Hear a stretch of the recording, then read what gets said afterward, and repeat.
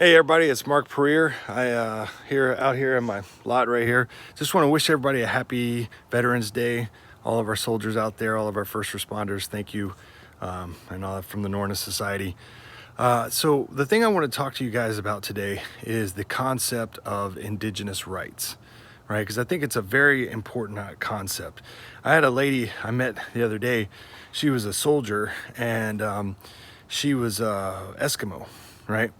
And as talking to her and all that stuff, she was telling me how, she's in the military. She worked on base, and she wanted to, had another Native American, commander or something like that, ask her if if she wanted to be involved in a, Heritage Day for them. And she was a little scared of it. She didn't want to do it because she'd been made fun of. I thought that was weird. Made fun of because of they said that her people were savages. Some people had made fun of her for they wore pelts and stuff like that. And I was like, well, white people back then wore pelts too. So I didn't understand all that. But the thing is about it is that the concept of Indigenous rights is something that's important. It's important to me. It's important to all of us in the society, all of us who do the work that we do. And a lot of people try to, cast aspersions on us, say that, because we don't follow this or that, we must be a Nazi or a racist or whatever. And they put all this, nonsense, modernist political arguments on us, and they try to categorize us and put us into boxes. And when we don't fit in those boxes, they get mad, and it's just ridiculous. It's not. We're not going to fit in your box. We're not going to fit in your modern whole little paradigms of all the things that you have going on. We don't care about that, right? And I'm very passionate about Indigenous rights. I think that people have who have an identification of their culture and who they are, that those things should be protected, and those people should be recognized for their identity, for their culture, for their ancestry, for their heritage, and all that stuff. And that includes us. That includes people of Northern European heritage and Southern European heritage and all over Europe, Eastern European, Western European, all that stuff, right? Because these Indigenous rights matter, okay?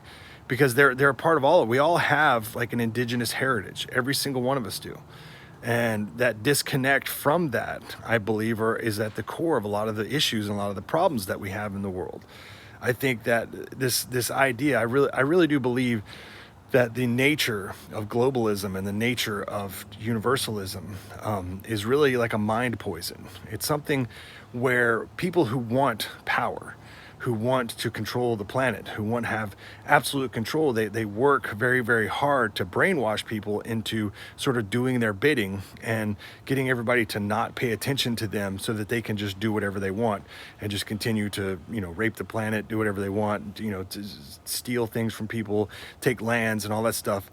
There was a video somebody put out recently where they were talking about, it was like Microsoft, and Microsoft was putting out this thing where they were trying to recognize the Native American lands. It was kind of this silly thing. And the thing about it is well, what are you going to do about it? I mean, what is your plan there? And it's we're not going to do anything. We're just going to pay lip service.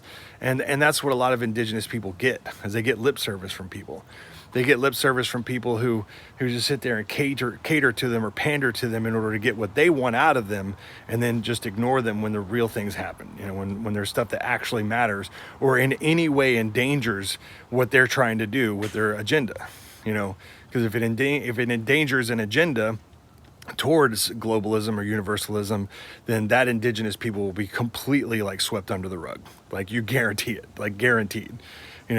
So when people come after us and they talk about how we're this, that, and the other, the fact is that those people, the things that they do and the tricks that they play and the games that they play with people are the same games that have been played with against Indigenous people for forever. Once the globalism and the universalism and the idea that you're going to spread this ideology all over the planet, and that's what these people don't realize, is that spreading an ideology over the planet is unification, and that unification principle means somebody has to be in charge. Somebody has to have power over that. What you're doing is filtering power into the hands of a few people. That's what universalism is. That's the whole idea behind it. And that's why these things have always ended up in just mass bloodshed. because you're taking away the ability of people who have small local identifications and cultures and things that matter to them, and you're taking that away, and you say, well, no, we're going to replace this with a global, culture that is just breaking away from everything that makes everybody special. We want to make everybody sort of this gray monoculture that we define and that we create, and that's what it is. And so your speciality, your uniqueness will go away. And it's completely opposed to Indigenous rights. And the funny thing about it is that a lot of people on that who espouse these things, and I'm not making an argument for left or right or anything like that. I'm saying that because it's on all sides. The people who make these arguments for these things are typically the people who would be the quickest to steal Indigenous rights, right? The quickest ones, because they don't care. They're not Indigenous. They have no identification of their own. They have no culture of their own. They have no connection to an ancestry or to a heritage. So why would they care? And if you're an Indigenous person and you listen to these people, because I know a lot of them do. I've met people who are in Maori tribes and Native American tribes and all that stuff, and a lot of them can get into that stuff and listen to those people and think that they're going to have some connection to that. But those people are playing the same games they've always played, always. I mean, when you see like Christianity and the rise of that, and Islam and the rise of that, and all these different universalist cultures that they try, they always come to you telling you that they're all about peace and love, and we're all just going to get along, and it's all great, and everything's just fantastic. And all you see every single time is just a constant filtering of power. It's a funnel of power that they're creating every single time. And it's just using the same flowery language, the same lies, the same tricks that they've always played. They just have a different face on. And that's what they always do. They're chameleons. They just play the game the way that they want to be played. And so the only way that you can respect a person when they're talking about Indigenous rights is if these people are also connecting to an Indigenous culture, a folkish culture, one would say, themselves. Because in any other way, they're just playing games. They're tricking you. Because that's what they do, and that's the way it's always been, and it's not going to change. You're not going to go up to somebody and they're going to be like, oh no, we're not like that. We're different than those past people who completely raped you and destroyed you and did all these things to you, and all that stuff. And I know all the arguments everybody has, and I don't want to get into like nitpicking, who's Indigenous, who's not, who owes this or anything like that. I don't play that, but I do believe that people, when they have an Indigenous culture, that should be respected, right? And people, when they, like, you see like a lot of New Agers and stuff like that will go to, Indigenous events and stuff like that. They'll leave trash all over the place. They'll disrespect shrines. They'll completely just show no respect or caring for this, because these people are living a fantasy where they're just there to see the world connected and the world united. And the Indigenous people aren't seeing it that way. They're like, this is us. This is who we are. This is our culture. And yeah, we want to get along, and we don't want to, hate other people or hurt other people or anything like that. But this is who we are, and you have to respect that. And a lot of times they don't get that respect. There's no respect towards that whatsoever. And so the idea that people should have an Indigenous culture is something that, of course, that's everything that we're doing. That we are building that. The Norna Society builds that. That's what we're working on day in, day out. And because these universal structures, they always crumble, or they always fall into tyranny. They always, they turn into something that they never said they were intended to turn into. And it's always going to be the case for that. Because what this is, when you're looking at idealism and ideology that seeks to spread itself across the planet, right? That's always going to end up becoming a constant struggle for power.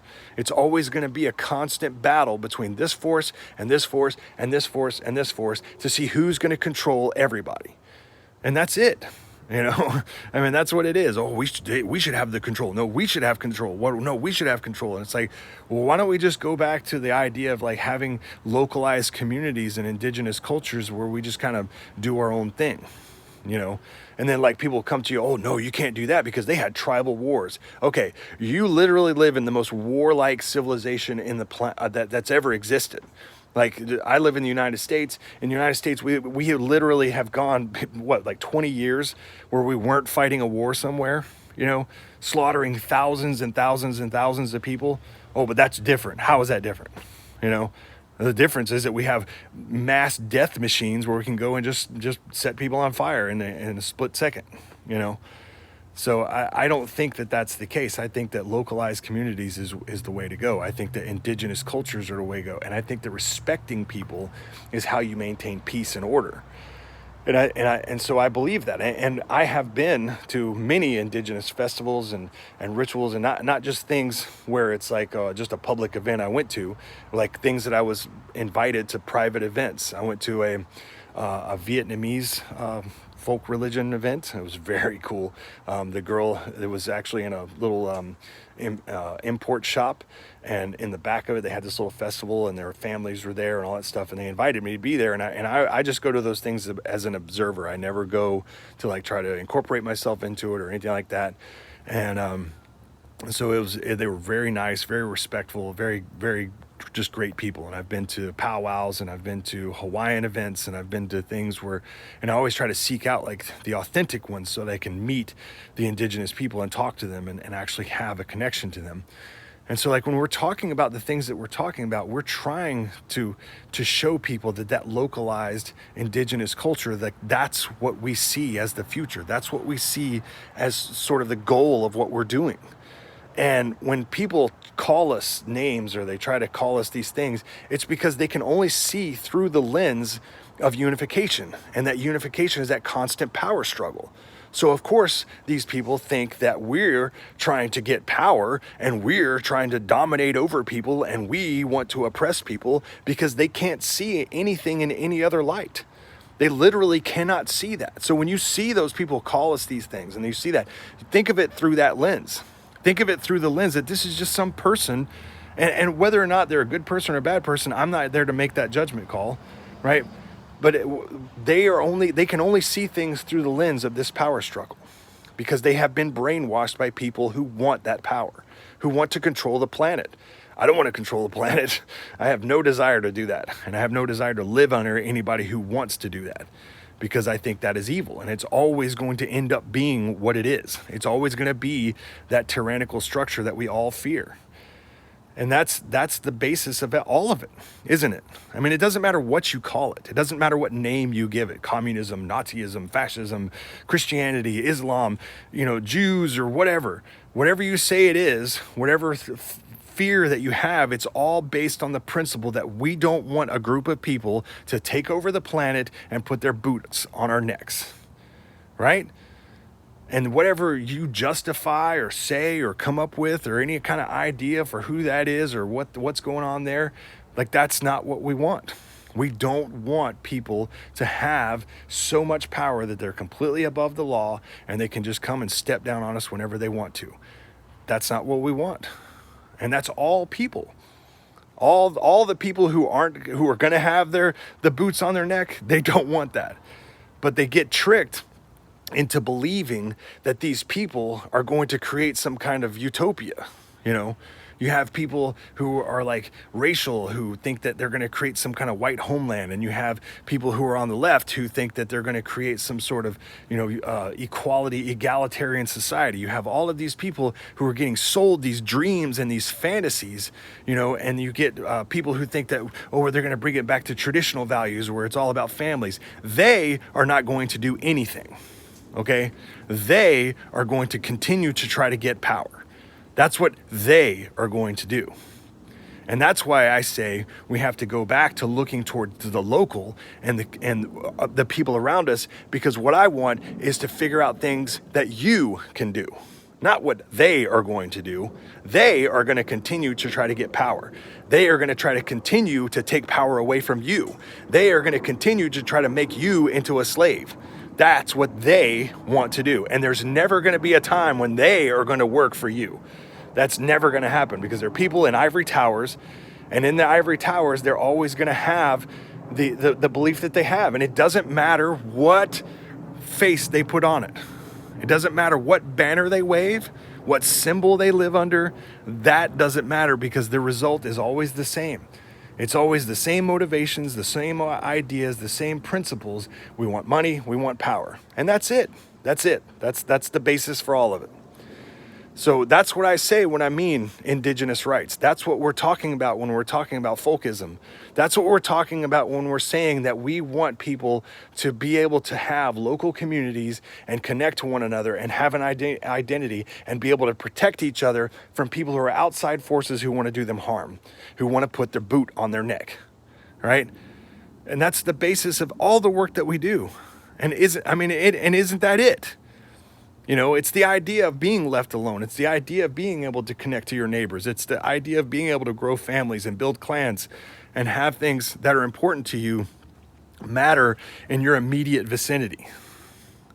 And all of you guys out there who are like, you know, just totally brainwashed by these people, just break the spell, you know, break the spell and understand, reason it out in your own mind that this is what this is. There is either local power or there's global power.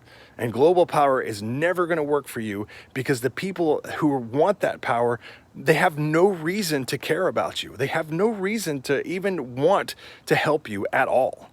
The only motivation that they have is to get more power. And they're always going to have that. And the idea that we can create some sort of ideology that will make them care is so naive and ridiculous that it just makes you look like an infant, you know, trying to find a bottle in the dark. You know, you're not, it's not going to happen. You know, they're not going to care about you. They're never going to. And so the only thing you can do is in a local system, you can make sure they're accountable. The people who are in power, the people that you trust, you know, this is my neighbor. He's also the mayor of my town or the whatever, the city councilman or the tribal leader, the jarl or whatever you're going to call him, right? The idea is that you can go down the street and say, hey man, you're trying to pass this law that's going to let all this stuff happen and it's going to hurt me and my family. You better not do that.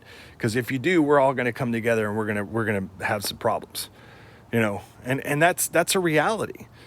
Because if this guy's never held accountable, if there's not anybody that does that, people say, well, that's just violence. Well, the thing is that if they're never held accountable, there's never just that little bit of fear that people might do that to them, they're going to do whatever they want.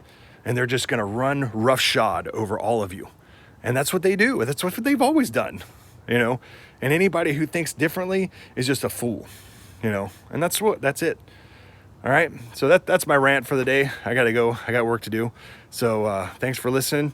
Like I said, we got stuff, like I've said in previous videos, we've got a new book coming out. Hopefully, I've been working really hard on the glossary and getting all the editing done.